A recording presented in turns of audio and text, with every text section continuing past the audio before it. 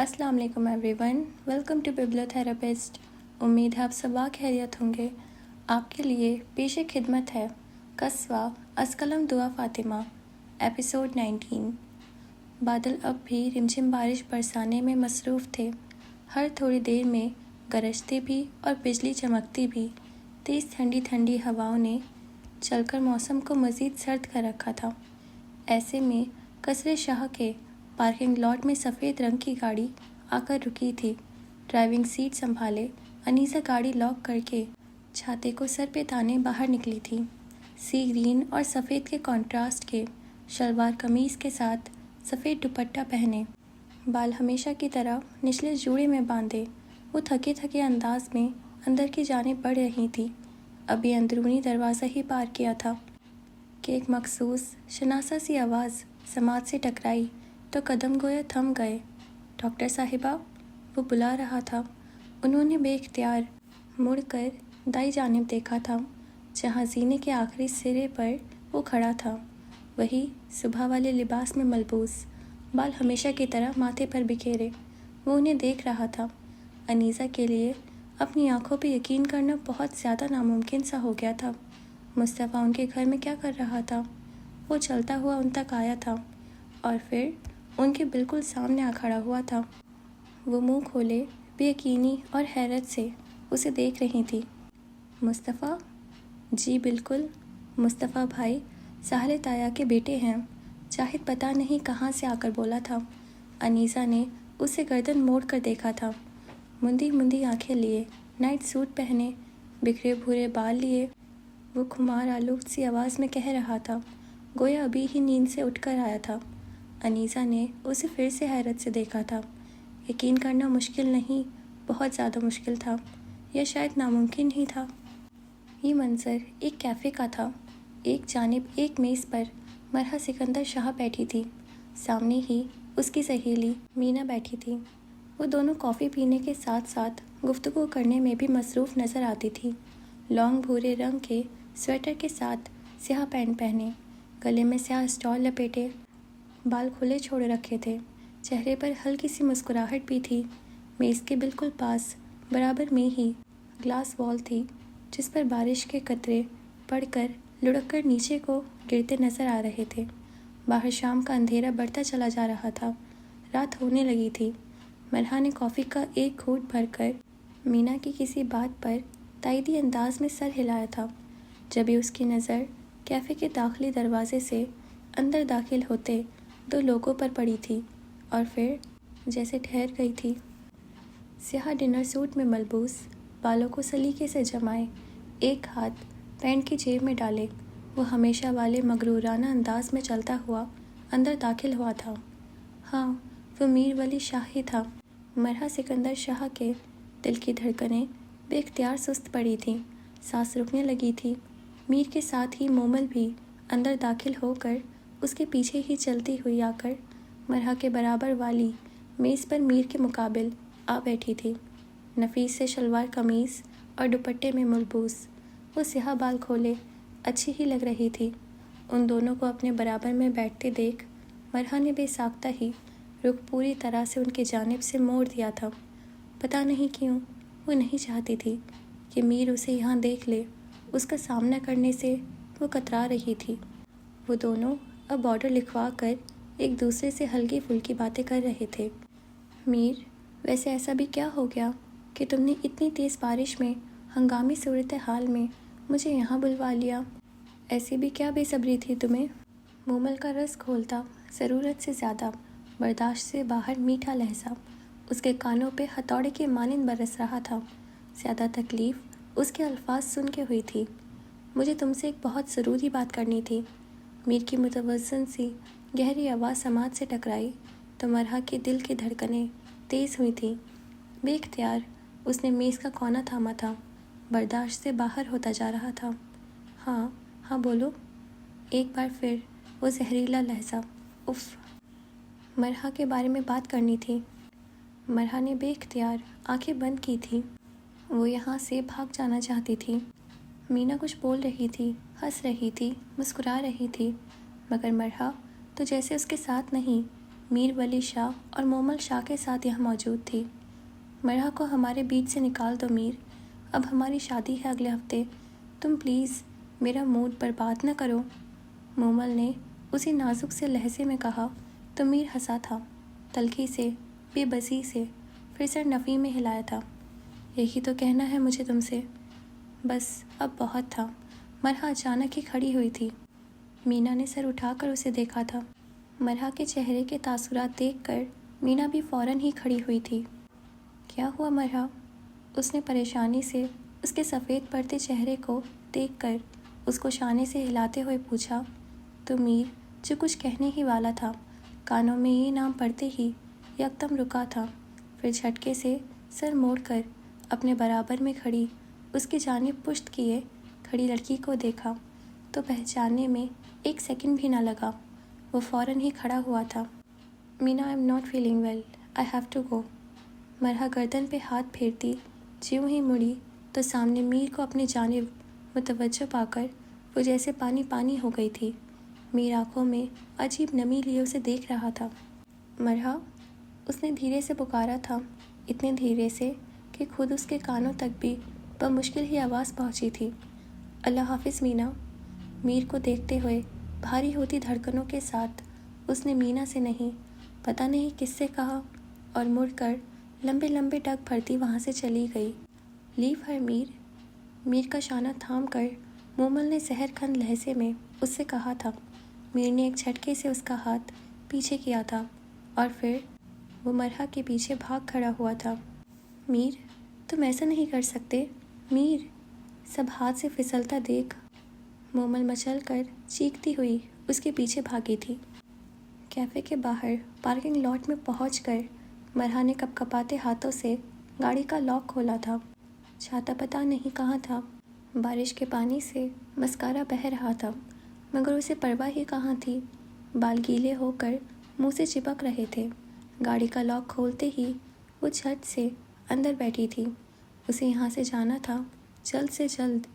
ابھی وہ دروازہ بند کر ہی رہی تھی کہ دروازے پہ کسی نے ہاتھ رکھ کر دروازہ بند کرنے سے روکا تھا۔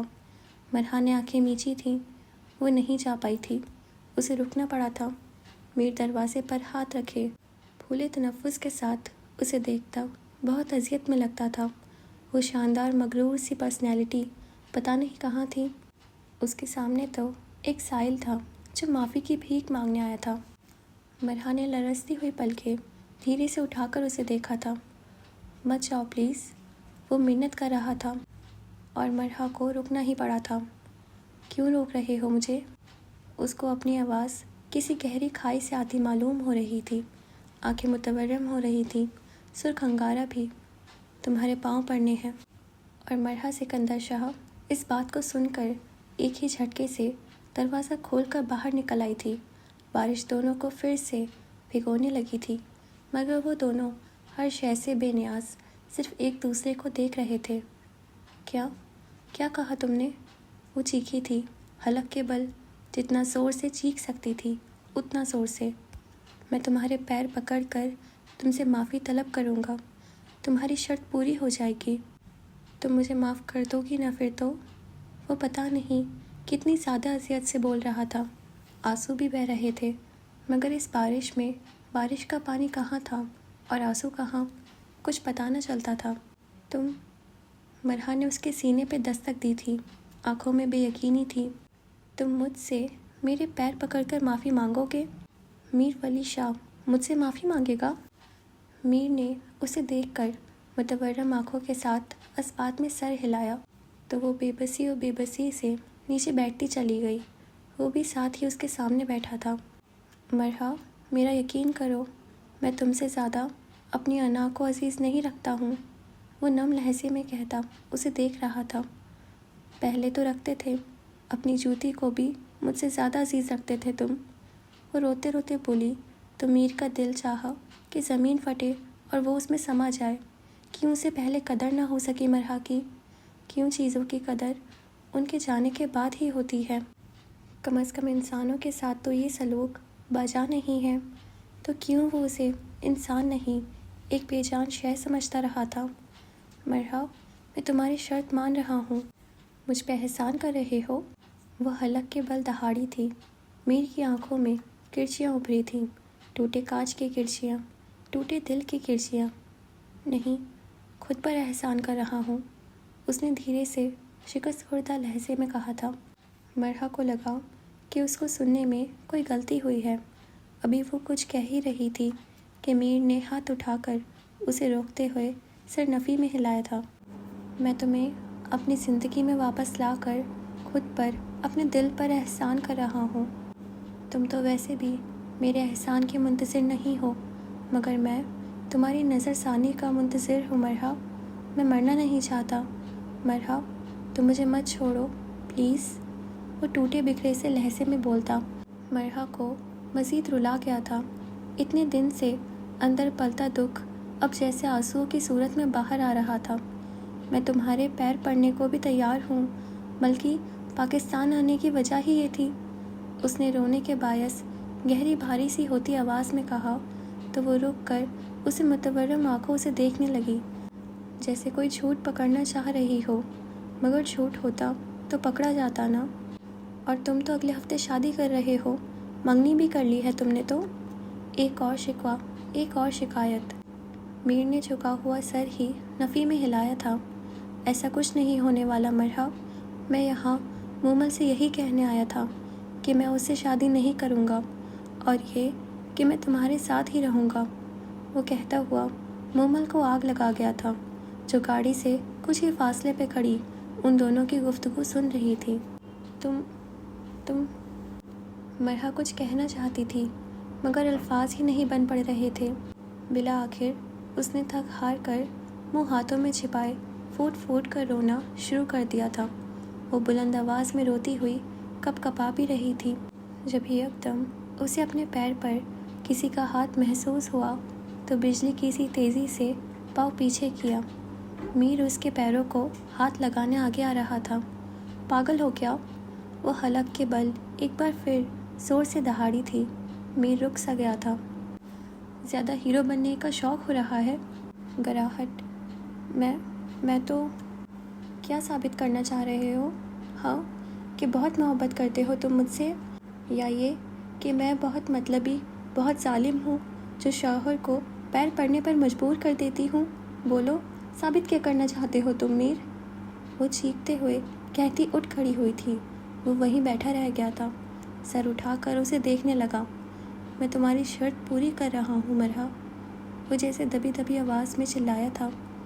نہیں کرنی کوئی شرط پوری، میں نے تمہیں معاف کر دیا ہے، سنا تم نے میر؟ مرحا سکندر شاہ نے تمہیں خود پر ڈھائے ہر ظلم، ہر زیادتی کے لیے معاف کر دیا ہے، وہ روتے روتے کہتی اسے ساکت کر گئی تھی۔ میں اپنے شوہر کی عزت کرتی ہوں، مگر شوہر پر بھی بیوی کو عزت اور مان دینا فرض ہے، سمجھے؟ بیوی کو پیر کی جوتی بنانا مردانگی نہیں، حیوانیت ہے، وہ روتے روتے کہہ رہی تھی۔ میر بامشکل کھڑا ہوا تھا۔ ہاں، میں حیوان ہی تو تھا، وہ جیسے سر جھکائے بے بسی سے مان رہا تھا۔ ہاں، تم حیوان ہی تھے، وہ بھی مرحا تھی پھر۔ میر متورم آنکھوں اور جھکے سر کے ساتھ ہنس دیا تھا۔ مرحا اب گہرے گہرے سانس لے کر خود کو کمپوز کرنے کی کوشش کر رہی تھی، پھر قدرے بہتر ہو کر میر کو دیکھا، جو آنکھوں میں مسکراہٹ لیے اسے دیکھ رہا تھا۔ چلو گی میرے ساتھ؟ وہ بہت امید اور آس لیے اس سے پوچھ رہا تھا۔ ابھی بولنے کی ضرورت ہے کیا؟ مرحا نے ناک بھوے چڑھا کر جواب دیا تو وہ پھر سے ہنس دیا۔ ویسے تم سدھرے کیسے؟ اب وہ گاڑی میں بیٹھتے ہوئے اسے سوال کر رہی تھی۔ وہ مسکرایا تھا۔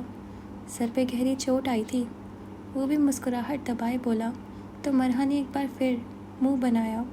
وہ یہ بات میر سے اگلوا نہیں سکتی تھی، یہ تو طے تھا۔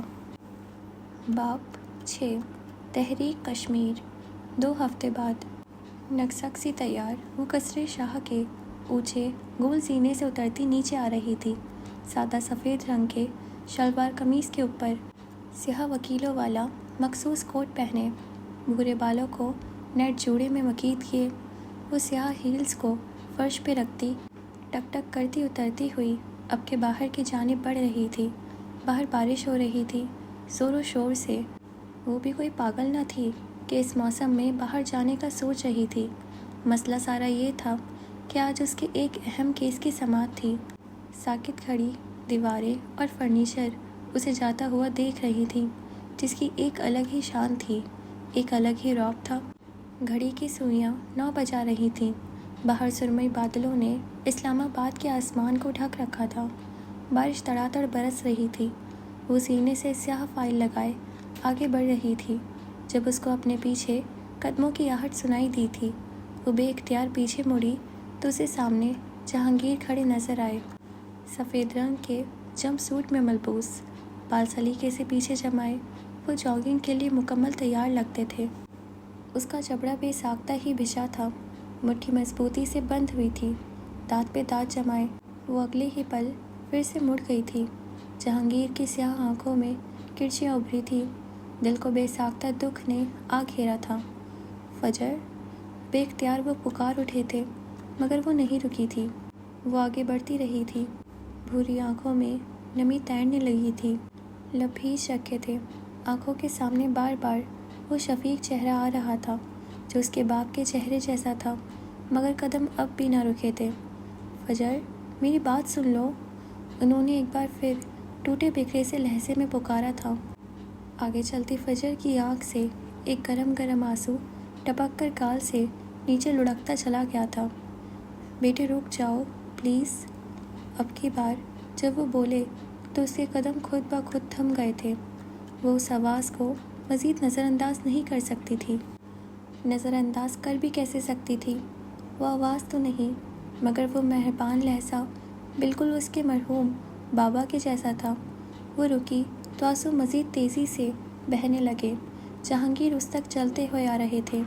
جانتے تھے کہ وہ ان سے ناراض ہے، غصہ ہے، مگر لوگ مانتے بھی تو تب ہے نا جب ان کو منایا جاتا ہے۔ میرے بیٹے، وہ اسے دیکھ کر بولتے ہوئے اس کو شانے سے پکڑ کر اس کا رخ اپنی جانب موڑ چکے تھے۔ تیزی سے بہتے آنسوؤں نے رفتاری پکڑ لی تھی، حلق دکھنے لگا تھا۔ اور کتنے دن میرے اور اپنے باپ کے چہرے کو نظر انداز کرو گی؟ وہ شفقت سے بولے تو آنسوؤں میں مزید روانی آ گئی۔ وہ انہیں دھندلی نظروں کے پار دیکھتی بہت خفا خفا سی لگتی تھی۔ انہوں نے نرمی سے آگے بڑھتے ہوئے اسے اپنے شانے سے لگا لیا تھا، اور بس وہ پھوٹ پھوٹ کر رو دی تھی، آوازوں سے، سسکیوں سے، ہچکیوں سے۔ جہانگیر اس کی پشت نرمی سے تھپ تھپاتے جا رہے تھے، اور وہ مزید بلند آواز میں روتی جا رہی تھی۔ فجر حفیظ شاہ اپنے باپ کے انتقال پہ نہیں روئی تھی، آنسو اندر ہی اندر اتارتی۔ وہ 7 سال سے خاموش تھی، آج 7 سال بعد وہ اپنے باپ کے شانے سے لگی رو رہی تھی، بہت زیادہ۔ باپ کی یاد ستانے لگی تو آنسو مزید تیزی سے گرنے لگے۔ آپ نے ہماری پرواہ نہیں کی بابا، وہ شکوہ کر رہی تھی، انہیں اپنا سمجھ کر۔ ایسا نہیں ہے بیٹے، تم تو یہاں رہتی ہو، انہوں نے نرمی سے کہتے ہوئے دل کے مقام پہ ہاتھ رکھا تھا۔ مگر آپ ہمیں چھوڑ گئے تھے، ہمیں سب چھوڑ جاتے ہیں، مما بھی، بابا بھی، آپ بھی۔ وہ روتی جا رہی تھی اور وہ اس کی پشت تھپکتے اسے چپ کروا رہے تھے۔ میں نے نہیں چھوڑا تھا، وہ دکھ اور اذیت سے بولے تھے۔ بھائی کی موت کا افسوس تک نہیں کر سکے تھے۔ یہ دکھ بھی آج تک ساتھ تھا اور ہمیشہ ساتھ رہنا تھا۔ آپ اپنا وعدہ نبھا رہے تھے۔ ایسے میں ان 2 معصوم روتی بلکتی لڑکیوں پر کسی کا دھیان نہیں جاتا تھا۔ سارے شکوے کر رہی تھی وہ۔ ہمیں پھر کبھی نہ چھوڑنا بابا، کبھی نہ چھوڑنا پلیز، وہ روتے روتے کہہ رہی تھی، سر ساتھ ہی نفی میں ہلاتی جا رہی تھی۔ جہانگیر نے ایک نم سانس خارج کی تھی۔ کبھی نہیں چھوڑوں گا، وہ بولے تو جیسے وہ روتے روتے نم آنکھوں سے ہلکا سا مسکرائی۔ 7 سال سے چلتی ناراضگی اس چھاؤں دار صبح میں کہیں کھو گئی تھی، دل پہ موجود گرتی بارش دھو گئی تھی۔ شاہ گروپ آف انڈسٹریز کے بلائے فلور پہ بنے آفس میں اس وقت اے سی چلا ہوا تھا۔ اے سی نے اس ٹھنڈ میں بھی کمرہ کافی حد تک ٹھنڈا کر رکھا تھا۔ سنہری سی روشنیوں نے کمرے کو سنہرا روشن سا کر رکھا تھا۔ سفید چمکدار ماربل سے مزین فرش پہ سیلنگ پہ لگی بتیوں کا عکس جھلک رہا تھا۔ بھورے اور سفید کے امتزاج کے فرنیچر نے कमरा सजा रखा था। कमरे के वसत में पावर चेयर पे संजीदा से जहांगीर सिकंदर बैठे थे। खटखट टाइप करती उनकी उंगलियां बड़ी महारत से लैपटॉप पर चल रही थीं। मेज़ के कोने में सिल्वर रंग की नेम प्लेट रखी थी, जिस पर जली हरूफ में CEO जहांगीर सिकंदर लिखा था। 32 साल पहले कसरे शाह की हुदूद पार करते हुए जहांगीर ने अपनी तमाम तर प्रॉपर्टीज़ पर गिव अप कर दिया था। वो वहाँ से खाली हाथ गए थे, मगर सिकंदर शाह ने हमेशा उनके हिस्से की प्रॉपर्टी को महफूज रखा था। वो बज़ात खुद उनकी प्रॉपर्टी का ख्याल रखा करते थे, और अब जब वो बिला आखिर वापस आ गए थे तो उनको उनकी सारी प्रॉपर्टी सिकंदर ने लौटा दी थी। सिकंदर शाह की 3 कंपनीज़ और अंदरून सिंध में बहुत सी ज़मीनें थीं। कई घर भी उन्होंने अपनी ज़िंदगी में ही प्रॉपर्टी बच्चों में तकसीम कर दी थी, जिसमें से 3 कंपनीज़ 3 बेटों को दी गई थी, जबकि ज़मीनों का एक अच्छा खासा बड़ा हिस्सा मरहा सिकंदर शाह के नाम किया गया था। जहाँ तक बात साहले सिकंदर शाह की थी, तो उन्होंने मुस्तफ़ा के हवाले साहले की प्रॉपर्टी के हिस्से के सारे पैसे कर दिए थे। शाह ग्रुप ऑफ इंडस्ट्रीज़ की कनाडा वाली ब्रांच सदीक शाह संभाल रहे थे। वो अपनी फैमिली के साथ वही रिहाइश पजीर थे। कमरे में गहरी खामोशी का राज था। महज AC की मध्यम सी आवाज़ खामोशी के तारों को हिला रही थी। ऐसे में जहांगीर की मेज़ पे रखा इंटरकॉम बज उठा तो हुनूस तवज्जो लैपटॉप पे जमाए उन्होंने इंटरकॉम उठाकर कान से लगाया। हेलो सर, मिस्टर मुस्तफ़ा साले आपसे मिलने आए हैं, अगली जानिब से उनकी सेक्रेटरी ने बताया तो वो धीरे से मुस्कुराए। भेज दे उन्हें, कहकर वो फिर से लैपटॉप पे आखिरी का काम करने लगे। कुछ ही देर बाद दरवाज़ा हल्के से खटखटाया गया। कम इन। अगले ही पल दरवाज़ा खुला था और दरवाजे से मुस्तफ़ा साले अंदर दाखिल होता नज़र आया था। सुरमई रंग की मोटी सी पूरी आस्तीनों वाली शर्ट के साथ स्याह पैंट पहने, बालों को सलीके से पीछे को जमाए वो अच्छा लग रहा था। जहांगीर ने नज़रें उठाकर उसे देखा और नरमी से मुस्कुराए। आओ मुस्तफ़ा, उन्होंने नरमी से कहते हुए लैपटॉप की स्क्रीन बंद की और उठ खड़े हुए। फिर चलते हुए मेज़ के सामने ही रखे पूरे सोफ़े की जानिब आए तो मुस्तफ़ा भी उनके साथ ही आ बैठा। वो दोनों आमने सामने बैठे अब एक दूसरे को देख रहे थे। अस्सलाम वालेकुम, मुस्तफ़ा ने कहा तो उन्होंने सलाम का जवाब देकर उसे नरमी से देखा। वालेकुम अस्सलाम, कैसे हो तुम? ठीक हूँ अल्हम्दुलिल्लाह। ज़ख्म कैसा है तुम्हारा? उनकी स्याह आँखों में ढेरों नरमी थी। वो आँखें बिल्कुल सिमल जहांगीर की आँखों की जैसी थी। बेख्तियार ही मुस्तफ़ा ने आँखें चुराई थीं। बेहतर है काफ़ी। और क्या लोगे तुम? वो पूछते हुए इंटरकॉम की जानिब आए और इंटरकॉम उठाकर कान से लगाया। रूबी, 2 कप कॉफ़ी भिजवा दे। कॉफ़ी के साथ कुछ लोगे? इंटरकॉम पे कहते हुए उन्होंने अचानक ही उसे मुखातिब किया तो वो मुस्कुराकर सर नफ़ी में हिलाने लगा। कॉफ़ी का कहकर वो फिर से उसके सामने आ बैठे थे। हाँ तो कहो। वह पूरी तरह उसकी जानिब मुतवज्जो थे। वो जहांगीर अंकल। अभी वो आगे कह ही रहा था कि वो हंस पड़े। अंकल? ये अंकल क्या होता है? बाबा कहो मुझे, जैसे बाकी सब कहते हैं। उन्होंने नरमी से कहा था। बाबा? वो हल्के से मुस्कुराया था। आपके अपने बच्चे भी आपको बाबा कहते हैं या नहीं? उसकी बात सुनकर उनका कहकहा बेसाख्ता था।